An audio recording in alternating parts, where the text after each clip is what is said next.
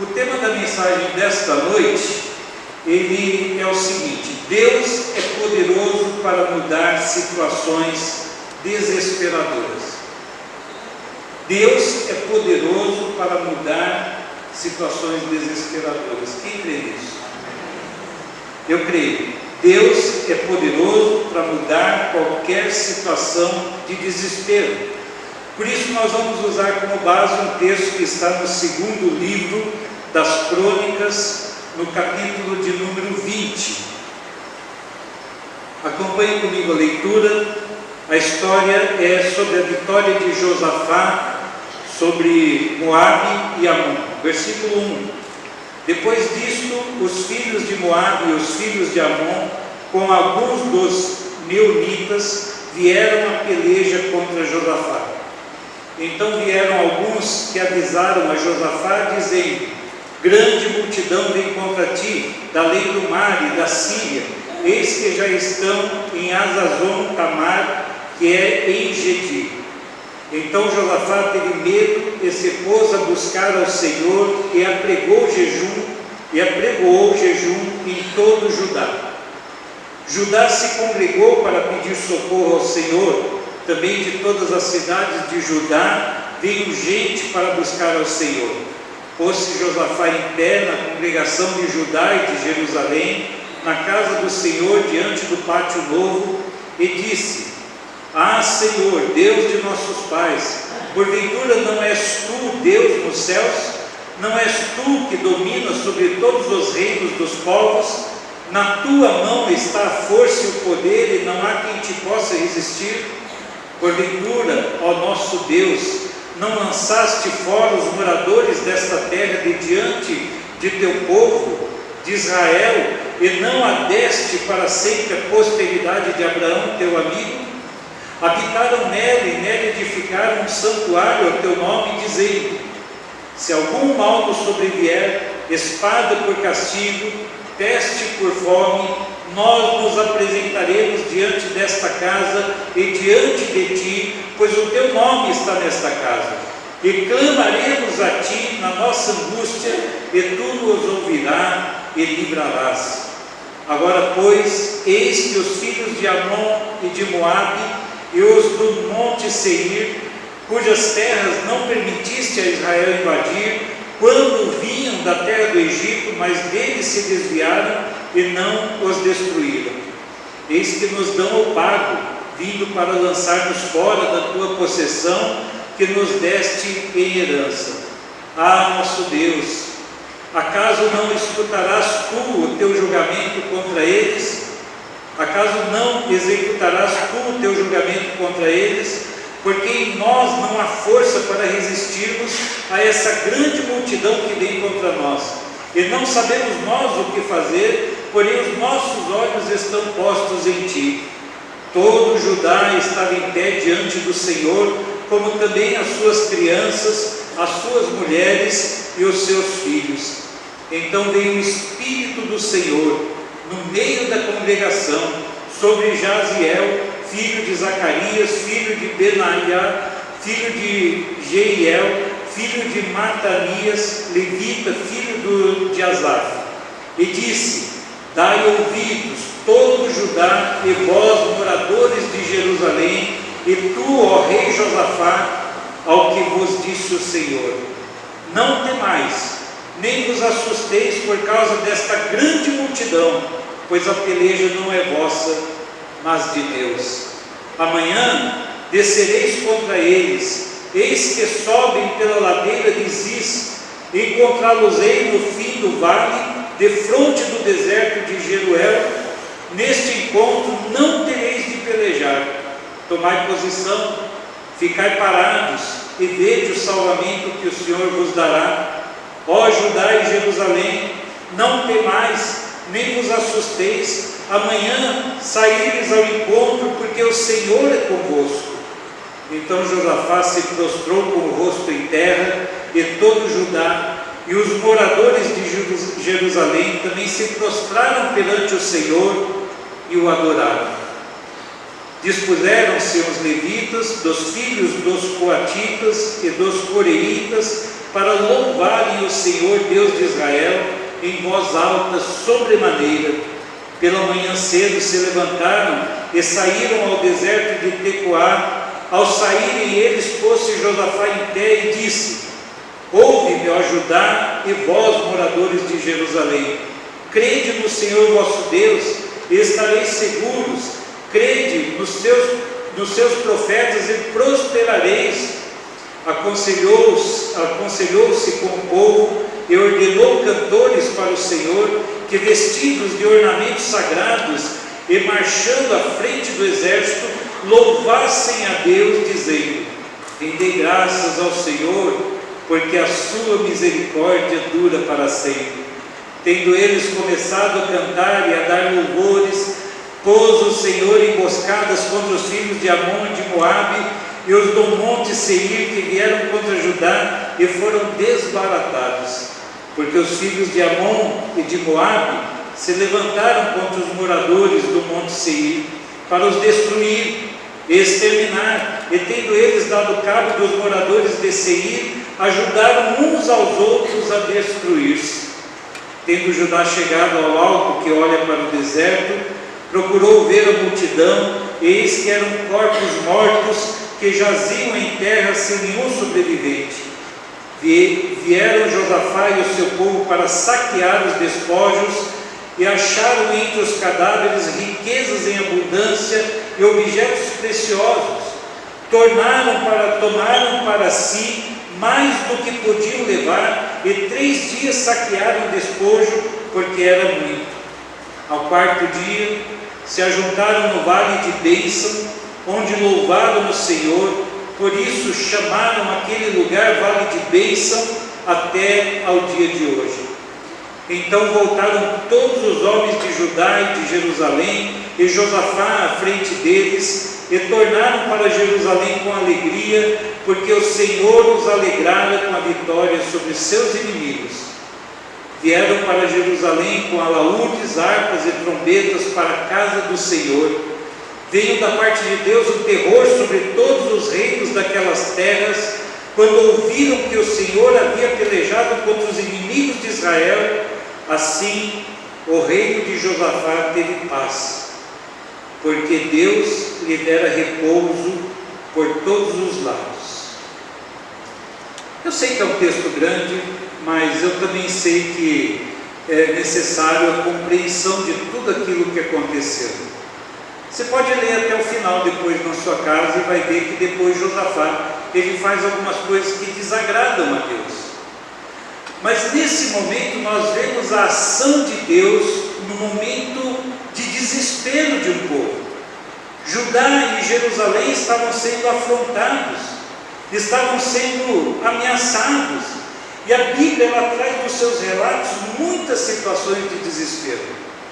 Talvez você diga assim: pastor, mas a Bíblia não fala sobre amor, paz, alegria? Fala, mas ela também mostra como nós, seres humanos, vivemos dias de desespero, dias de temor, dias de batalhas, de lutas que nos afligem. A Bíblia mostra tudo isso, e você sabe que o sentimento de desespero, ninguém quer passar por ele, não é verdade?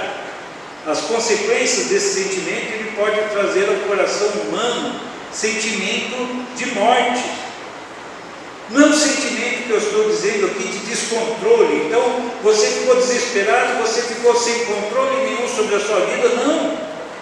Nós estamos tratando do desespero não como um susto, não como algo que vem sobre a sua vida de uma hora para outra e tira o seu chão. Não.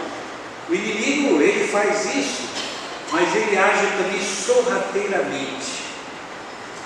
Ele traz o desespero em cápsulas. Ele traz o desespero pouco a pouco. O sentimento de desespero, ele pode ser traduzido como algo que tira a esperança de nós. Alguma situação que tira a nossa vontade de viver. E toda situação que tira a nossa motivação, a nossa vontade de viver, quer tirar a nossa alegria, são situações que nos tornam apáticos diante de um problema. Nós não sabemos como resolver. Nós precisamos resolver. Nós não podemos deixar por muito tempo que esse desespero tome conta do nosso coração, da nossa vida, da nossa caminhada. E outros sentimentos também acontecem quando nós entramos em desespero. Pensando em desespero como desesperança também. Pensando em desespero como algo que parece que não tem solução. Parece que veio sobre nós não estávamos esperando, e veio uma angústia sobre o nosso coração, insensibilidade diante das coisas que Deus tem feito, e diante também até do que o inimigo tem feito sobre as nossas vidas. E parece que o inimigo se torna indestrutível, não tem mais solução. Era assim que o povo de Deus estava se sentindo diante do inimigo, que parecia tão poderoso, tão ameaçador, tão indestrutível. Muitos exércitos no Antigo Testamento se entregaram numa batalha, numa guerra, simplesmente por causa do medo que sentiram pelo outro exército. Colocaram as suas armas no chão, baixaram a fronte, disseram: nós nos rendemos. Você se lembra quando o gigante Golias ele começou a afrontar Davi? As crianças conhecem essa história, porque essa história é uma das mais contadas, né, nas classes de criança, na escola dominical, e também uma das histórias mais pregadas. O texto de 1 Samuel, capítulo 17, alguns versículos, só para a gente entender como que estava acontecendo a atmosfera de medo entre o povo de Deus e os filisteus que se levantavam contra o povo de Deus. O versículo 44 de 1 Samuel 17 diz assim: disse mais o filisteu a Davi: venha a mim, e darei a tua carne às aves do céu e às bestas feras do campo. Versículo 45: Davi, porém, disse ao filisteu: tu vens contra mim com espada e com lança e com escudo, eu, porém, vou contra ti em nome do Senhor dos exércitos, o Deus dos exércitos de Israel, a quem tenha afrontado. Versículo 46: hoje mesmo o Senhor te entregará nas minhas mãos, ferir-te-ei, tirar-te-ei a cabeça, e os cadáveres do arraial dos filisteus darei, hoje mesmo as aves dos céus e as bestas feras da terra, e toda a terra saberá que há Deus em Israel. O versículo 47 é um dos que mostram mais a coragem de um adolescente, de um jovem, diante de um gigante que afrontou o exército de Israel durante 40 dias e 40 noites. Davi diz assim: saberá toda esta multidão que o Senhor salva, não com espada nem com lança, porque do Senhor é a guerra, e Ele vos entregará nas nossas mãos. Amém? Palavra de Davi que reconhecia-se o perigo. Davi não era um irracional, Davi não era um homem que estava jogando dados, que estava jogando com a sorte, que queria afrontar Golias com as suas palavras, porque Davi era tão pequeno perto de Golias, não tinha condições de Davi ganhar essa batalha, mas ele conhecia o Deus que ele servia, ele sabia que Deus era poderoso para fazer infinitamente mais daquilo que ele pensava, daquilo que ele pedia, e a sua vida estava nas mãos de Deus. Sabe por que Davi teve coragem? Porque Davi tinha intimidade com Deus. Davi estava diante do Senhor e o Senhor o aceitava como um adorador. Era um pastorzinho, sim, sem condições nenhuma, mas ele sabia que a guerra era do Senhor, a vida era do Senhor, e o Senhor podia fazer um milagre naquela hora, e foi assim que aconteceu. Voltando para o texto que nós lemos no segundo livro de Crônicas, capítulo 20, os homens de confiança de um rei chamado Josafá chegaram para o rei. Talvez o rei estava lá comendo as uvas, né, do cacho de uva dele, estava tranquilão. chegaram para ele e deram uma notícia que ninguém quer receber essa notícia, né? Ninguém quer receber notícia ruim. Ninguém quer receber uma notícia que tira a nossa paz, né? Quando alguém vem dar uma notícia ruim, né, parece que nos desestabiliza. E esses homens de confiança do rei disseram assim: grande multidão vem contra ti. Grande multidão vem contra ti. Era um momento histórico de vitórias do povo de Deus. O povo de Deus estava colecionando vitórias. Mas não era apenas o inimigo que estava vindo contra o exército de Deus, contra o povo de Deus. Eram dois povos, o texto diz que eram Moabe e Amon, queriam a cabeça do rei Josafá. Que coisa, né? Qual o sentimento do rei? Será que o rei pensou? Você já parou para pensar como a ameaça é pior do que o ataque? A pessoa que afronta, a pessoa que lança injúria, difamação, diz que o seu Deus não é poderoso, diz que você está perdendo tempo na igreja, que você está buscando Deus, mas Deus não está olhando para você. Josafá sentiu medo. O texto diz isso.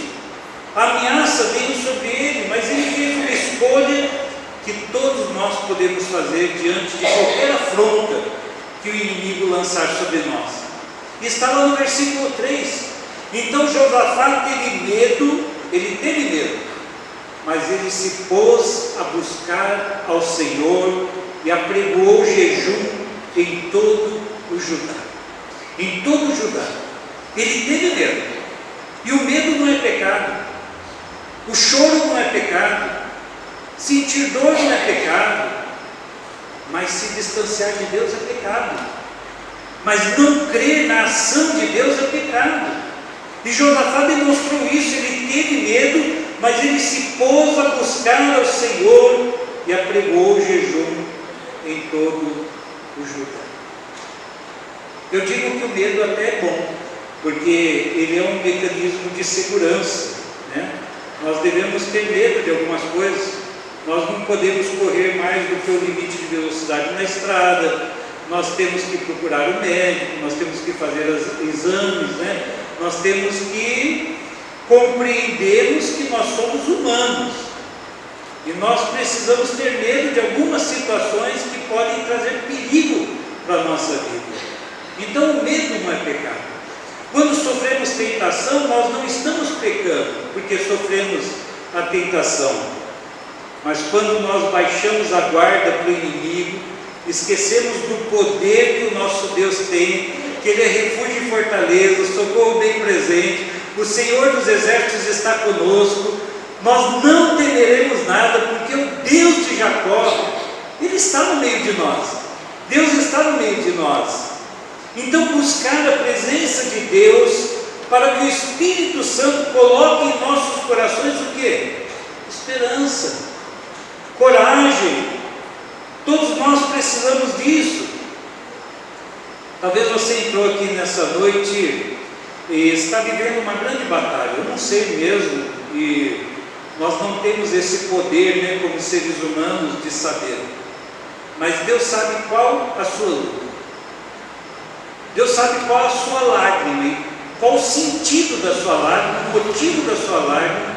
Deus conhece os nossos corações, Deus conhece as intenções da nossa alma, porque foi Deus quem nos fez.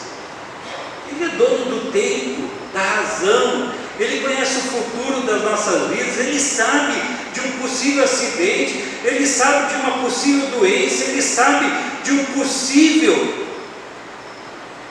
de algo que nos desestabiliza. Ele sabe de tudo isso, e Ele está no controle de todas as coisas. Algumas batalhas são maiores do que as nossas forças, e chega um momento que você não sabe o que fazer.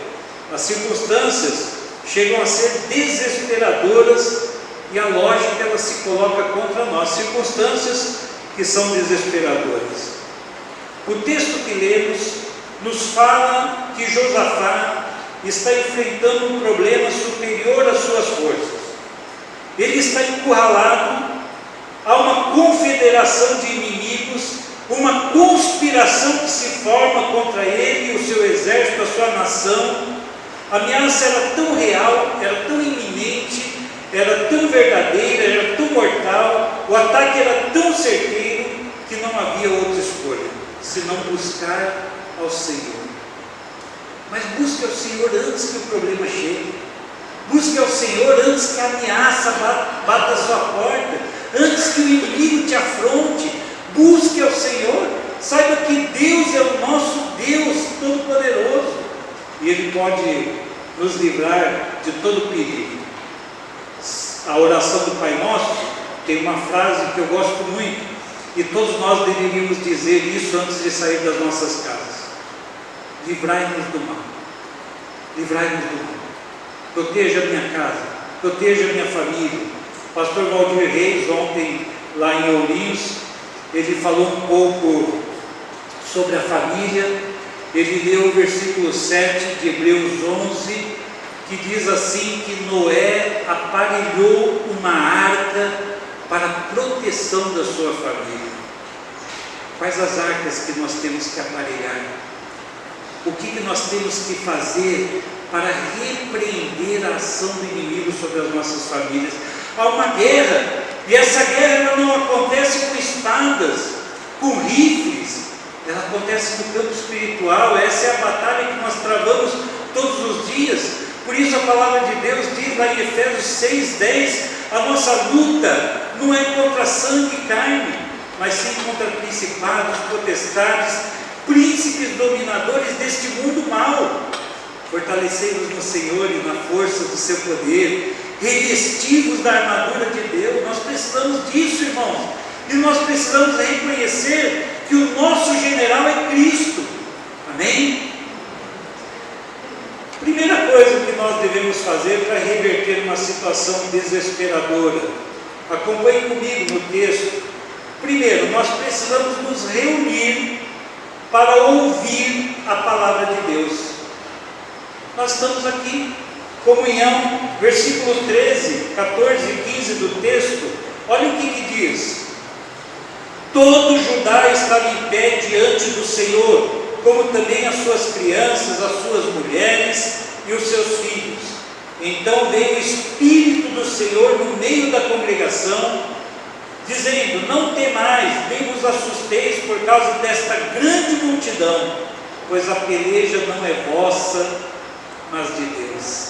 Glória a Deus, aleluia, aleluia. Não vos assusteis. Mas a congregação estava lá, os idosos, os adultos, os jovens, os adolescentes, as crianças, estavam lá para se apresentarem diante do Senhor. O Espírito do Senhor se manifesta no meio do povo de Deus e diz: não vos assusteis, não temais, por causa dessa grande multidão, pois a peleja não é vossa, mas de Deus. A peleja é de Deus, a luta é de Deus, os inimigos são do Senhor, né? E nós podemos confiar. Deus está no meio de nós, o Espírito Santo de Deus se manifesta no meio do seu povo que o adora, que o busca. Quando a igreja está reunida, quando a igreja está unida, ali ordena o Senhor a sua bênção e a vida para todos sempre. O nosso Deus é o Deus que fala. O nosso Deus, Ele fala através da sua palavra. Homens, mulheres, crianças estão de pé, estão em pé diante do Senhor. Todos estavam atentos àquilo que Deus iria dizer, sedentos pela palavra de Deus. E a palavra de Deus é espada para o Espírito. Por ela nós cremos, por ela nós vivemos, por ela nós somos sustentados. A palavra de Deus é alimento para a nossa alma. Deus fala a cada um de nós. Não rejeite a palavra de Deus, não fique quieto diante da palavra de Deus, louve ao Senhor. Nós precisamos dar ouvidos à palavra de Deus, aquilo que Deus fala verdadeiramente, porque nós temeremos, nós não vamos duvidar, nós vamos nos colocar diante do Senhor e dizer assim: eis-nos aqui, Senhor, usa a cada um de nós, usa as nossas vidas, manifesta o teu poder, manifesta a tua unção, que a minha vida seja mesmo sal da terra e luz do mundo, que eu possa crer de todo o coração e que eu possa falar do teu poder às outras nações.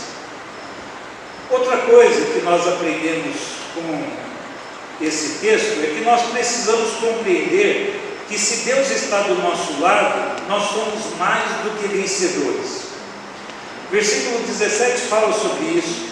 A nossa peleja é a peleja de Deus. Quem toca na sua vida, preste atenção nisso, isso é a palavra de Deus, não é palavra de homem. Quem toca na sua vida, toca na menina dos olhos de Deus. E nós sabemos que Ele tem zelo por nós. O Espírito Santo, a palavra de Deus diz que tem ciúmes de nós. Nós somos preciosos aos olhos do Pai. Ele nos quer bem.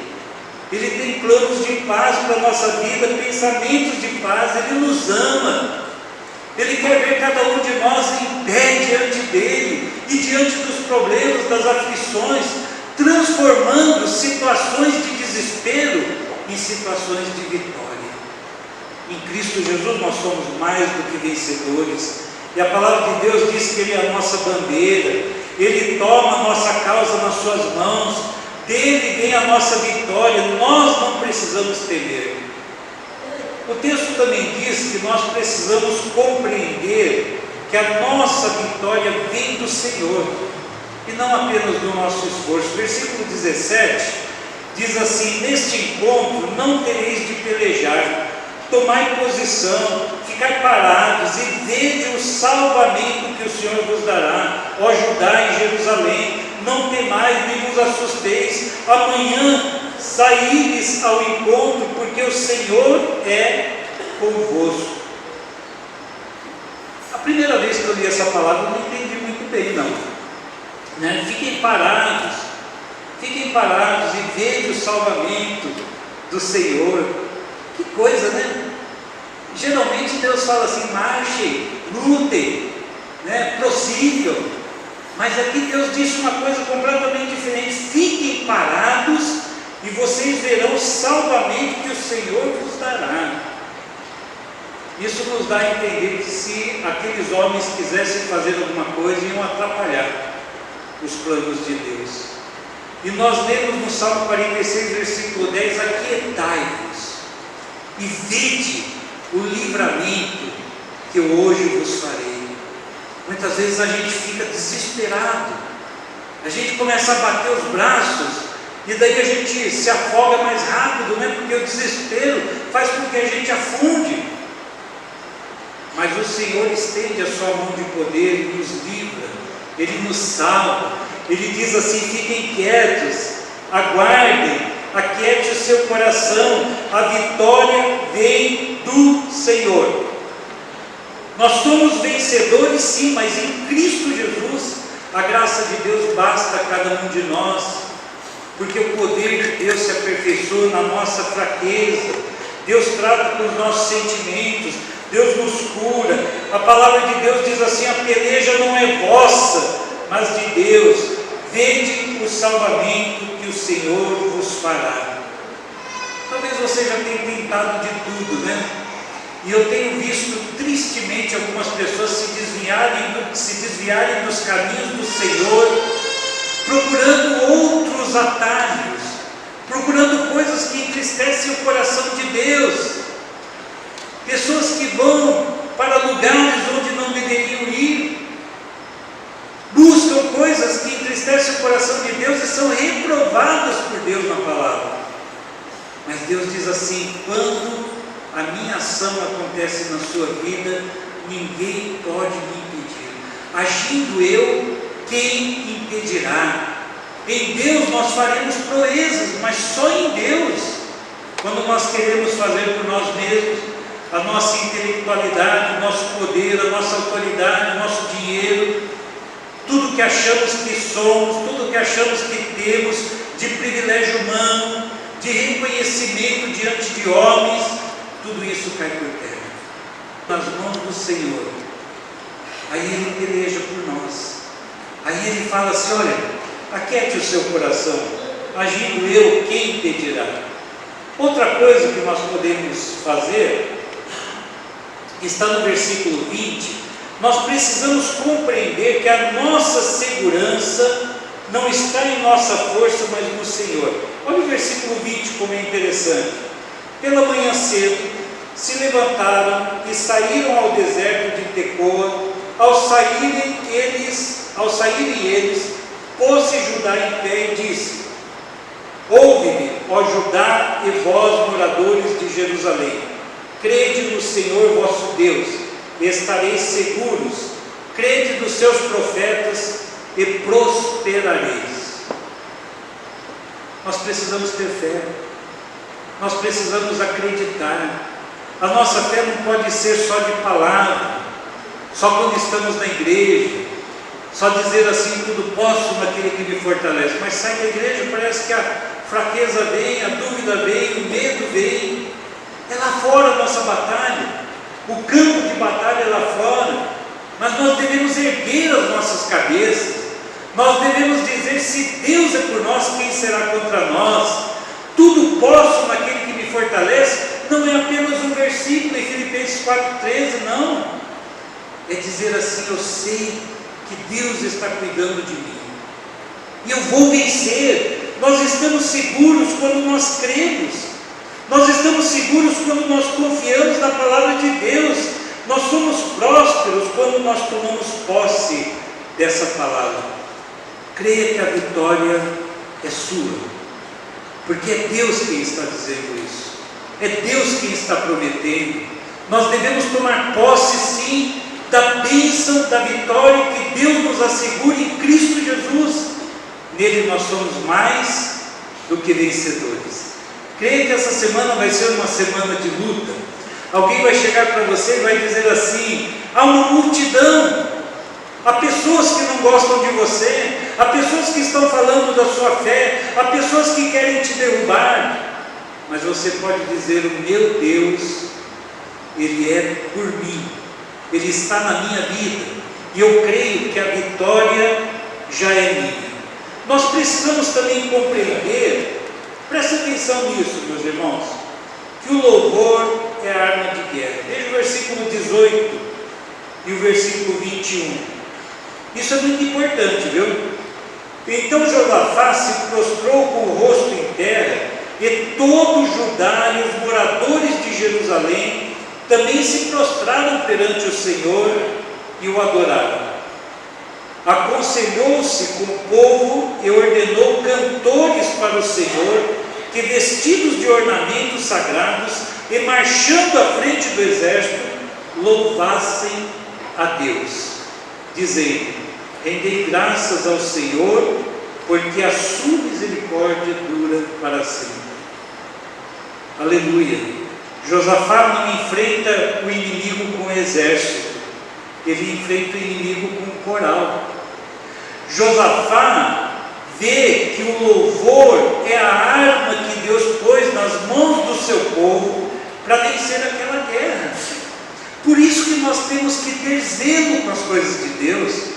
Por isso que o louvor e a equipe de louvor e aqueles que conduzem o louvor e o coral e os hinos que nós cantamos não é apenas uma expressão do nosso coração para Deus, mas é a ação do Espírito Santo sobre as nossas vidas.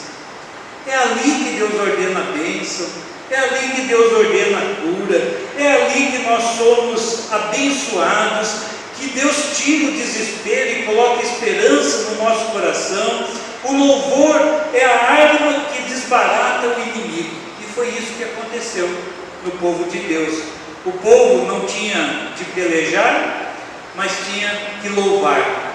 Deus guerreia as nossas guerras quando nós nos prostramos diante dele, quando nós o adoramos e quando nós nos levantamos para louvar o seu nome, em vez de soldados, cantores, em vez de exército, um coral.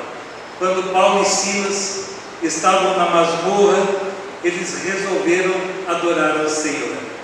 Estavam presos, mas cantavam, oravam, mesmo nas suas algemas, sentindo dores dos machucados causados pelos açoites, À meia-noite o texto diz que houve um terremoto literal e tão grande na vida deles, na vida dos prisioneiros, da família do carcereiro, que foi salva por causa da palavra, aceitaram Jesus, e a igreja de Jesus nasce naquele lugar.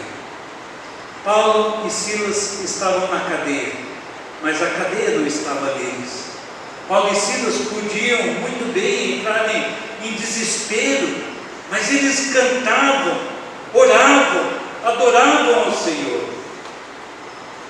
Irmãos, nós precisamos compreender que o louvor muda as circunstâncias humanamente impossíveis. Palavras de maldição atrapalham a nossa vida cristã, atrapalham a nossa caminhada, mas quando nós adoramos a Deus, quando nós cantamos na nossa casa, no ônibus, quando fazemos caminhada, adoramos ao Senhor. O versículo 22 diz assim: tendo eles começado a cantar e a dar louvores, pôs o Senhor emboscadas contra os filhos de Amon e de Moabe e os do monte Seir, que vieram contra Judá, e foram desbaratados. O versículo 23: porque os filhos de Amon e de Moabe se levantaram contra os moradores do monte Seir para os destruir e exterminar, e tendo eles dado cabo dos moradores de Seir, ajudaram uns aos outros a destruir-se.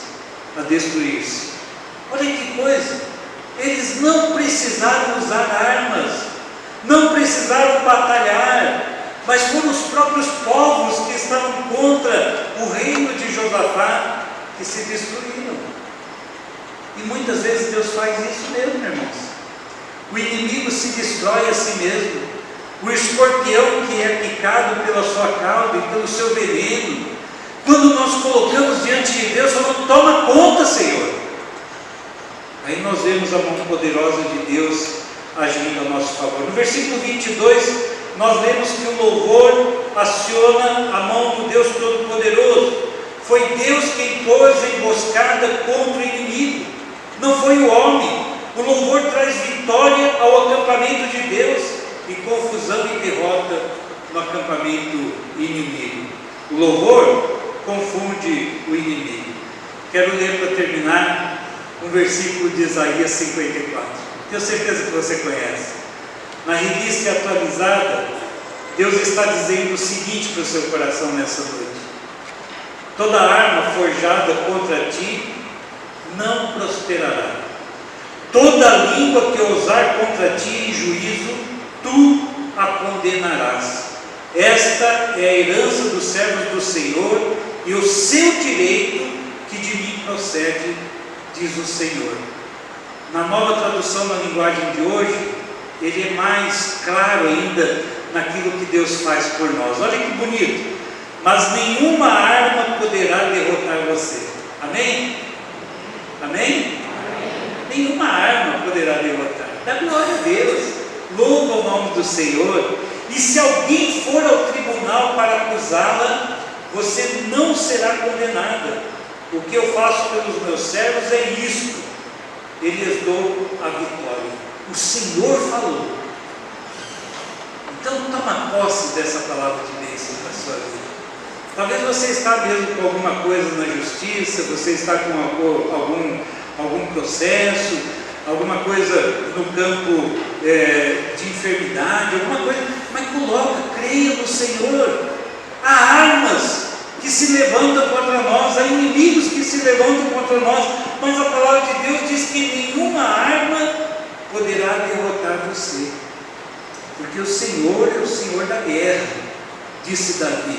O Senhor é aquele que vai à frente, é aquele que peleja por nós.